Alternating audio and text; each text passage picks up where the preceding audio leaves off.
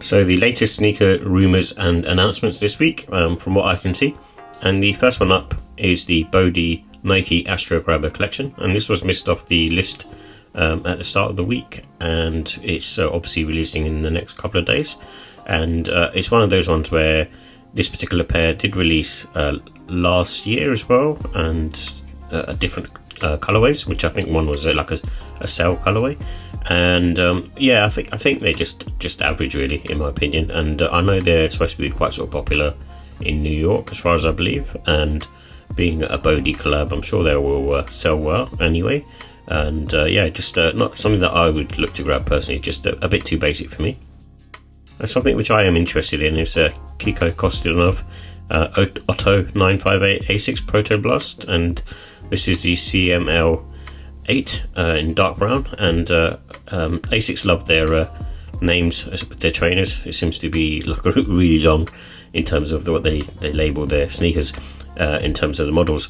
But this one I think actually does look cool and has sort of caught my eye. It's a very strange looking sneaker, but at the same time I think it's like a hybrid as well. But yeah, overall just a really cool, I suppose, unique take really. And also in the 26th of March, I've got the Division Street Nike Air Max 95 97 hybrid. I actually really like these. There's 3 different colorways, which I think reflect storm, lightning and thunder, but all 3 pairs look really nice. And from what Sneaker Files mentioned, is they're going to be quite sort of limited because they are a Ducks of the Feather pack and look like to be releasing via exclusively via Flight Club and Goat, which means they'll be quite high in price. But you know, I would look at the price on these and see what they're about, because I actually like all 3 colorways, but obviously I don't want to be paying an arm and a leg for them. But let's see when they sort of drop near the time. I just like the combination of the Air Max 97 upper and the Air Max Plus midsole and outsole. I think that would work really well, because I find the Air Max Plus midsole and outsole really comfortable. You know, still firm on foot, but more comfortable than Air Max 97. And also on the 1st of April, we've got the Adidas Samba 62. This one, again, just run-of-the-mill stuff. Obviously, it's I'm guessing a 1962 model, and overall, you know, I don't know what else to say. There's not much really. I'm sure it's going to be really uncomfortable on foot as well.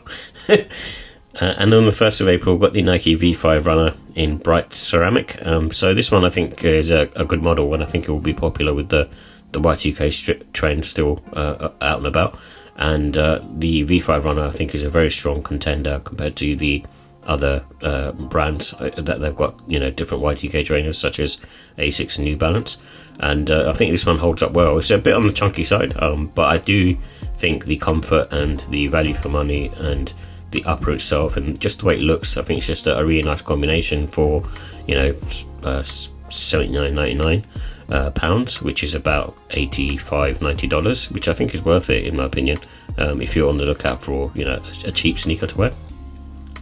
And also on the 8th of April, we've got the Adidas Predator Megaride, and this is a combination of 2 different silhouettes.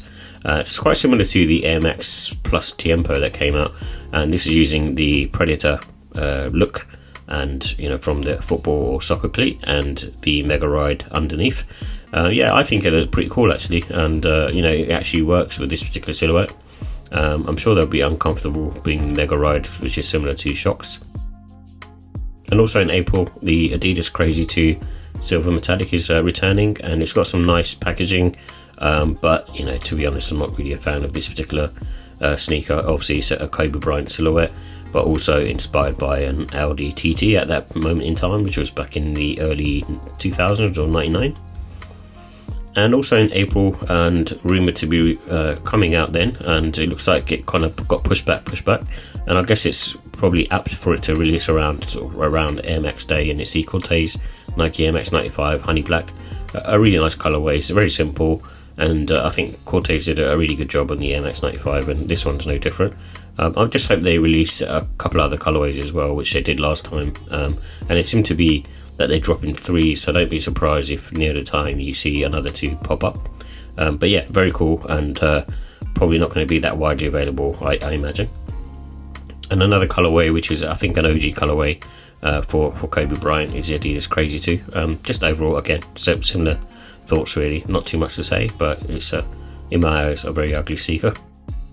And also in spring 2025, we've got the Adidas Handball Special Quilted, and obviously I see a lot of people out on the streets wearing Adidas trainers at the moment, at least low profile ones. And when I mean a lot, you know, it used to be Dunks, and now it just seems to be these types of trainers, and then the odd occasional Y2K trainer.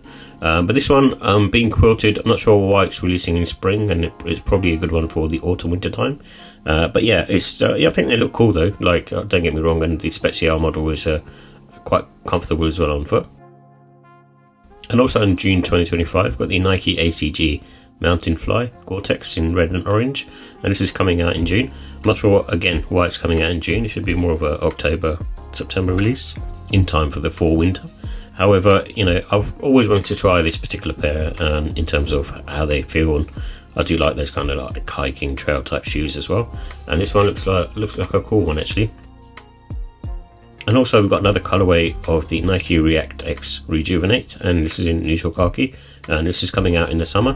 I'm not sure why these haven't released in the UK and EU yet, and I might have missed it, and I might have just sold out very quickly, I don't know, but I'd be like willing to give these a try. And you know, if they're anything like foam runners, then I'm sure they'll be very popular as well, especially during the spring summertime.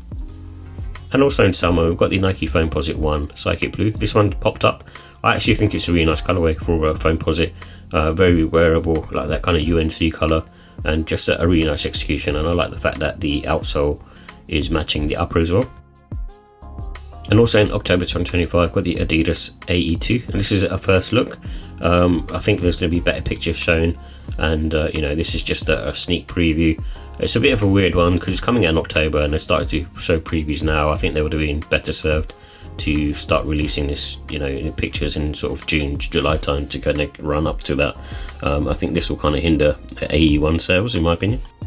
But you know, I'll reserve judgment and see how it looks when they actually release, because what you'll find is a lot of the Adidas basketball silhouettes do have that kind of slightly futuristic, offbeat kind of look, and you won't be able to sort of see until you actually see, you know, different colorways as well, and see what the silhouette works and how it looks. And I had similar sort of sentiments with the Harden Volume 9. Also in November, which will probably be really expensive, is the Balenciaga Puma Ultra Soft Speed Cat. Yeah, just one of those ones where it's got that sort of really distressed, worn look, and I'm sure they're going to be very expensive, being Balenciaga, so for that reason I'm giving them a free. And also in fall 2025, got the Adidas Adistar Cushion 3 Jellyfish, and this is a take on the Adistar cushion, and overall just okay in my opinion, not anything too special, and I think they look quite chunky on foot. And also to be confirmed, we've got the New Balance 1906U, and this is a 3-pack, and the 1906U is typically made as a utility type trainer and more sort of rugged in terms of the upper, but looking at the pictures on this, it doesn't look like that is the case with this particular pair, and I might be wrong on that. But overall it's okay, you know, it's fine, it's not doing anything too special. The only reason I've given it a 4 is I feel like, you know, in my opinion, the 1906 model is just a really nice, comfortable model, and you know, depending on which version you get, you know, it will probably sing to you. So they're all different types of designs and colorways, so there's one to sort of pick out these, you know, whichever one, and will kind of work for you and sort of speak to you.